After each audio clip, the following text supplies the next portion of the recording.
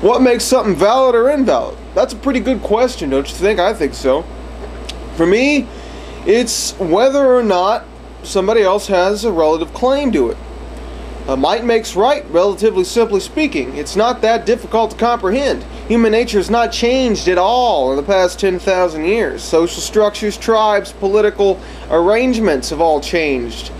But human beings are the exact same as they were in 280 BC and countless centuries beforehand, even millennia.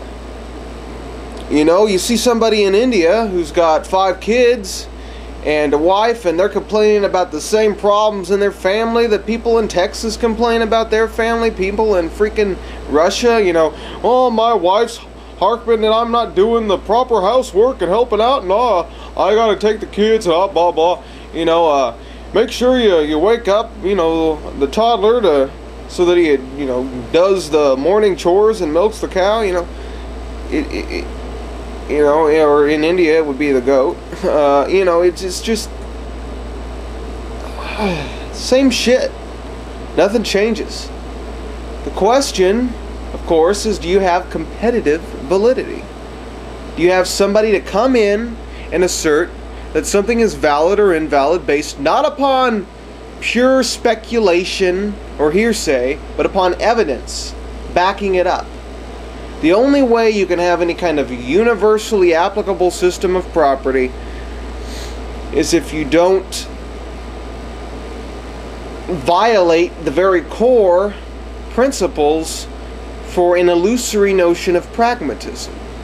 And I spoke of this in the previous video where I talked about corporate ownership and property, and how most of the current property distribution is invalid by proxy. Directly, indirectly. The only way that you can determine property is based upon possessive use value. Possessive use value. What is your intent for use of the land?